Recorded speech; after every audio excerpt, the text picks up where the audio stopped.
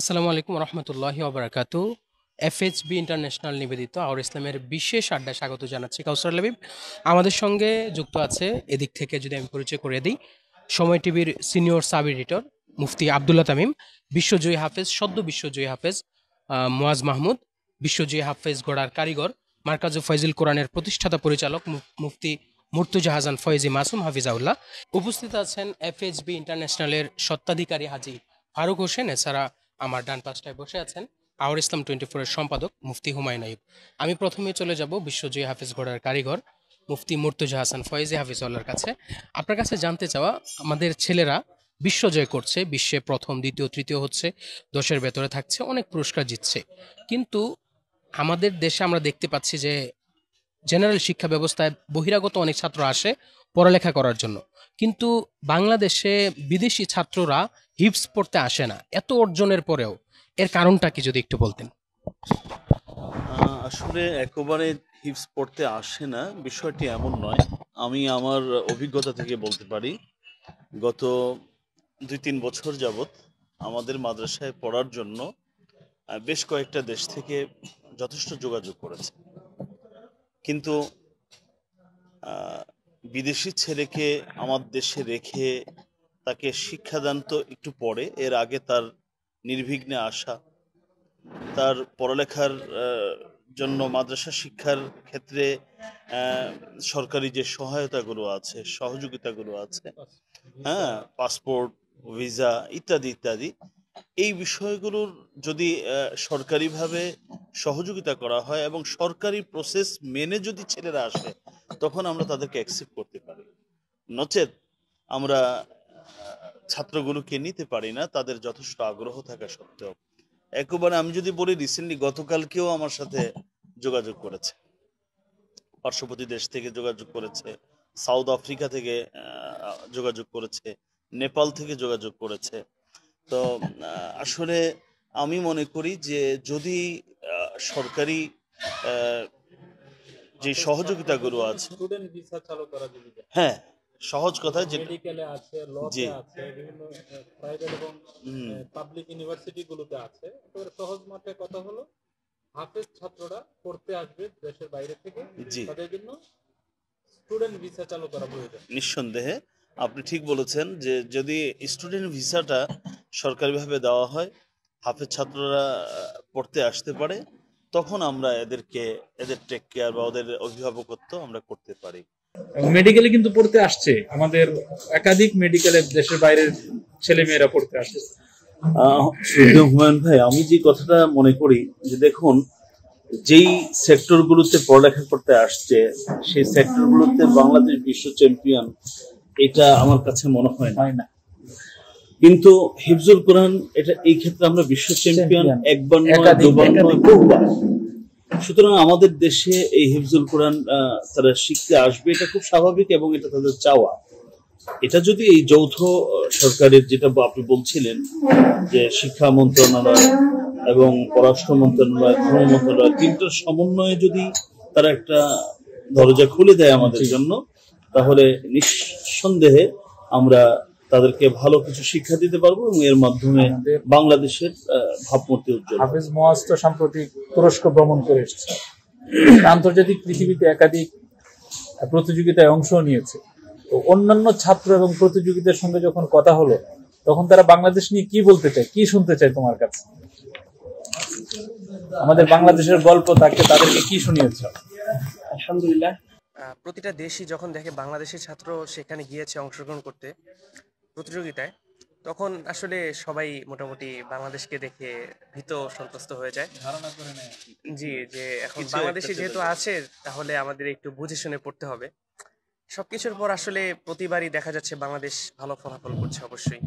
এবং ওরা অনেকেই আমাদের কিভাবে পড়ায়, আমাকে অনেকেই প্রশ্ন করেছে, তুমি প্রতিদিন কিভাবে এত ভালো করে পড়ো যে তোমরা বাংলাদেশিরা এত ভালো করছো। তো এত কিছুর পর আসলে মনটা বড় হয়ে যায় এবং আল্লাহর কাছে শুকরিয়া আদায় করি। তো বাংলাদেশে তারা আসতে চায় কিনা, বাংলাদেশের উস্তাদদের কাছে তারা পড়তে চায় কিনা, বাংলাদেশের হেফজখানাগুলো ভিজিট করতে চায় কিনা? জি, আমাকে কয়েকজন বলেছেন যে তোমাদের দেশে যাব, তোমাদের দেশে পড়তে পারলে তো অনেক ভালো হয়।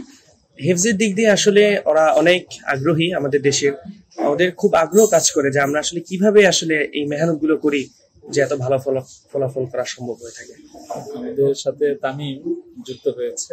তামিম, বাংলাদেশে যদি বাহিরের ছেলে মেয়েরা পড়তে আসে, হিপস পড়তে আসে, তখন বাংলাদেশের রেমিটেন্সের যে জায়গা, মর্যাদার জায়গা তো আছেই, একেবারে বাণিজ্যিক জায়গা থেকেও যদি আমরা চিন্তা করি, তাহলে এটা কেমন হবে বলে তুমি মনে করো?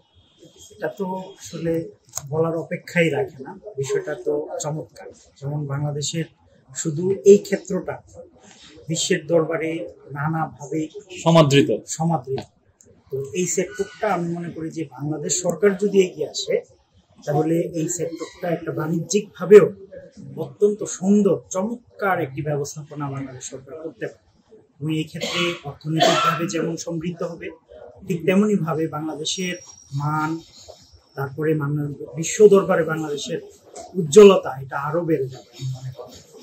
আমি একটু মুয়াজের কাছে যদি যাই, আপনার একেবারে যেদিন আপনি প্রথম হিফজের সবক দিয়েছিলেন জি, এবং শেষ যেদিন সবক দিয়েছিলেন, এই দুইটা সবকের আমি অনুভূতি জানতে চাই, কেমন ছিল অনুভূতি?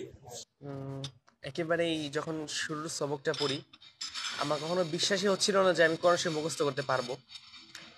তো প্রথম যখন হিফজ সবক দেই, যতটুকু মনে পড়ছে, অনেক ভীত ছিলাম তখন। তো প্রথম সবক যখন দেই তখন আমার ভুল হয় সবকের মধ্যে। যেহেতু প্রথম সবকে ভুল, এজন্য হুজুর কিছু বলেন না, কিন্তু তখন থেকেই আমি এতটা দুর্বল ছিলাম। শেষ সবক যখন দেই তখন প্রিন্সিপাল সাহেব এখানে আছেন, ওনার কাছেই শেষ সবকটা শোনানো হয়। আহ, প্রথম সবকের ওস্তাদ হাবিবুল্লাহ নামে একজন শিক্ষক ছিলেন। উনি আমার প্রথম সবকটা গ্রহণ করেন এবং শেষ সবক তো হুজুর আছেন পাশে। তো হাফেজ যখন সম্পূর্ণ হয় সবক শুনিয়ে, তখন কিছু শর্ত দিয়ে দেন আমাকে, হুজুর পাশেই আছেন। তখন আসলে আমি এর আগ পর্যন্ত খুব বাসায় যেতাম, বাসার অনেক পাগল ছিলাম। আমার কিছু শর্ত দিয়ে দেন যে তো বাসায় যাওয়া যাবে না, যা বলি ওস্তাদরা যা বলেন পরিপূর্ণতা মানতে হবে। তো সেভাবেই আমি আসলে অঙ্গীকারবদ্ধ হই। সেখান থেকে আমার শুরু পথ চলা। মুয়াজের হিফজের জার্নিটা কেমন ছিল? ওকে দিয়ে বিশ্বজয় করাবেন, এই পরিকল্পনা কি শুরু থেকেই ছিল? ওর একটা হিফজের একটা গল্প আছে, একটু সংক্ষেপে শুনতে চাই। আসলে ওর তো প্রতিভা ছিল, নিঃসন্দেহে ভালো প্রতিভা শুরু থেকেই ছিল, কিন্তু খুব ছোট বয়সের, পাশাপাশি ঢাকায় বাসা হলে যা হয়, মা বাবা ভাই বোন আত্মীয় স্বজন, বোন দুটো বড়, চায় সব অনুষ্ঠানে ও থাকুক।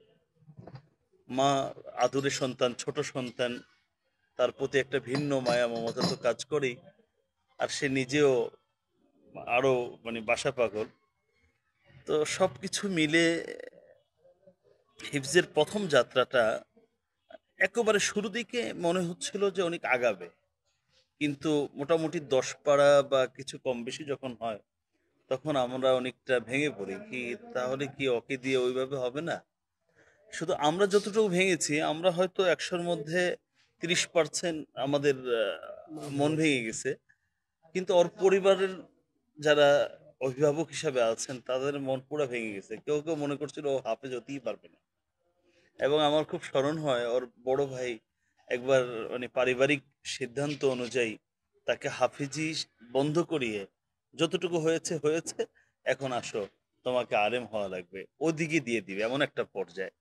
তা আমার খুব মনে পড়ে, তখন আমাদের মাদ্রাসার শিক্ষক বৃন্দ, বিশেষ করে আমার প্রিয় ছোট ভাই আন্তর্জাতিক হাফেজ মৌলানা আবদুল্লাহ মামুন সহ আমরা বুঝালাম, এবং বুঝানোর পরে শুধু এতটুকু বললাম যে দেখো, বহু ছাত্র আমাদের জীবনে দেখেছি, জীবনের শুরুতে একরকম, মাঝে একরকম, শেষে একরকম।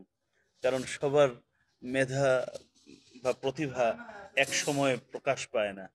আমার বিশ্বাস, আমাদের বিশ্বাস, তোমরা একটু ধৈর্য ধারণ করো, মা বাবার দোয়া আল্লাহর কাছে কবুল হয়, বাবা মাকে দোয়া করতে বলো, আমরা আমাদের চেষ্টা সবটুকু করে দেখি। এরপরে যখন আমরা চেষ্টা করছিলাম, আলহামদুলিল্লাহ হাঁটি হাঁটি পা পা করে হিফজ সবক শেষ হয়। এবং হিফজ সবক যেদিন শেষ হয়, সেদিন ও তো নিজেই বলছে যে সেদিন আমি কিছু কড়া কড়া শর্ত দিয়েছি। মূলত ওর একটা খাবার আয়োজন ছিল, ও আমাকে দাওয়াত দিতে আসছে যে খানা সবক শেষ করে আমাকে খাওয়াবে। তো তা আমি বলছি তোমার খাবার আমি গ্রহণ করব, তবে শর্ত আছে। আমার কয়েকটা শর্ত পূরণ করতে হবে, এর মধ্যে বাসা, মা বাবা যেহেতু বেঁচে আছেন যেতেই হবে। তবে এভাবে নয় প্রতি সপ্তাহে সুযোগ পেলেই বন্ধ পাবা, সবগুলো সময় কাটাবা, এটা হবে না। আর দ্বিতীয়ত হলো দেখো, একজন কারিগরের কাছে যখন খামিরা পরিপূর্ণ ছেড়ে দেওয়া হয়, তখন সে এটা দিয়ে সিঙ্গারা বানায়, পুরি বানায়, এটা বানায়, সেটা বানায়। কিন্তু একটু কারিগরকে দিব, একটু আমার হাতে রেখে দিব, মালিক রেখে দিবে, কখনোই ভালো কিছু হবে না। এটা দিয়ে একটা ভালো শেপ আসবে না। তোমার পরিবারের সবকিছু আমাদের উপরে ছাড়তে হবে, ইভেন তোমাকে 100% আমাদের অভিভাবকত্বে ছেড়ে দিতে হবে। এই দুই শর্ত যদি পালন করতে পারো, খানাও খাবো, সামনে দেখবা। আর না হলে যেমন আছে তেমনই। আলহামদুলিল্লাহ ছোট্ট মোয়াজ তখন বলল যে, জি ওস্তাদ জি, ইনশাল্লাহ আমি মানতে পারবো। আমি মনে করি এরপরে ওর আর পিছনে তাকাতে হয়নি। আলহামদুলিল্লাহ তার সেই সুপ্ত প্রতিভা দিন দিন শুধু প্রকাশ পেয়েই যাচ্ছিল। এবং আলহামদুলিল্লাহ 2 মাস আগের এর মধ্যে দুবাইতে বাংলাদেশ থেকে ফার্স্ট হলো। আমেরিকার জন্য টিকে ছিল, কিন্তু ভিসা জটিলতায় যেতে পারেনি। আর 2 মাস আগে পবিত্র মক্কায় অনুষ্ঠিত 123টি দেশের মধ্যকার প্রতিযোগিতায় 122টি দেশকে পরাজিত করে ও প্রথম হলো। এবং সদ্য নবম তুরস্কে আন্তর্জাতিক হিফজুল কোরআন প্রতিযোগিতাতে প্রথম হয়েছে, সেটা বিশ্ব জানে। আমাদের ছেলেরা বর্তমানে প্রতিযোগিতামুখী হচ্ছে, হুম। এই বিষয়টা আপনার কাছে পজিটিভ নেগেটিভ দুটো দিক নিয়ে আলোচনা আপনার শুনতে চাই। প্রশ্নটা খুব জটিল। আসলে প্রতিযোগীমুখী হওয়া এটা নিঃসন্দেহে ভালো। তবে এক্ষেত্রে কিছু সতর্কতা শিক্ষকদের মধ্যে থাকা উচিত। একটা বাচ্চার মনের মধ্যে, মিজাজের মধ্যে যদি এমনটি ঢুকিয়ে দেওয়া হয় যে তোমাকে সব ধরনের সারাদিন প্রতিযোগিতা করতে হবে, তাহলে, এবং শুধু একটা জিনিস নিয়ে পড়ে থাকা, তাহলে এই এরা শুধু একটা ছোট্ট জায়গার মধ্যে শুধু ঘুরতে থাকবে। তো শিক্ষককে বুঝতে হবে যে তাকে দিয়ে কতদিন, কোন বিষয়ে, কতটুকু প্রতিযোগিতা করানো দরকার। এটা একজন অভিজ্ঞ এবং একজন ভালো শিক্ষক, যিনি মানুষ গড়ার কারিগর, তিনি ঠিক করে দিবেন। অতটুকু প্রতিযোগিতা করা নিঃসন্দেহে এটা কল্যাণ। এবং এটার মধ্যে এই ছেলের ভবিষ্যতের বহু কিছু নিহিত আছে। তবে পড়ালেখার সবকিছু প্রতিযোগিতামূলক, তার আলোচনা যা হবে প্রতিযোগিতামূলক, সেটা আমি মনে করি মোটেও কল্যাণকর হবে না। এতে ভালোর থেকে মন্দের দিকটাই বেশি হবে। মুর্তজা ভাই, আমি একটা ছোট্ট বিষয়, একটা নতুন বিষয় আমরা আজকে বলেছি যে বাংলাদেশে বাইরের ছেলে মেয়েরা পড়তে আসবে, বিশেষ করে হিফজ করার জন্য। আরেকটা বিষয় আছে, মুয়াজ, তাকরিম, ওরা বিদেশ থেকে যখন আসে তখন বলি যে দুবাইয়ের প্রতিযোগিতায় ফার্স্ট হয়েছে, সৌদি প্রতিযোগিতায় ফার্স্ট হয়েছে, তুরস্কে। বাংলাদেশে কখন এমন আয়োজন হবে যে আয়োজনে অংশ নিবে পৃথিবীর 200-250 রাষ্ট্র প্রতিনিধিরা, এবং সেখানে তারা বাড়িতে গিয়ে গল্প করবে, বাংলাদেশে গিয়েছিলাম, আমি বাংলাদেশে ফার্স্ট হয়েছি। এই জাতীয় আন্তর্জাতিক প্রতিযোগিতার আয়োজন বাংলাদেশ যদি করতে চায়, কারা করবে, কবে থেকে শুরু করবে? আসলে একটি রাষ্ট্রীয় প্রতিযোগিতা, এই যে বলে যেটা দুবাই বা সৌদি, আসলে অনেকটা বিশ্বকাপের মতো। এটা একটা বিশ্বকাপ, যেভাবে 100টা দেশ, 50টা দেশ, 120টা দেশ মিলে, হ্যাঁ, এই আয়োজনটা হয়ে থাকে। এই আয়োজনগুলো সেম একই রকম।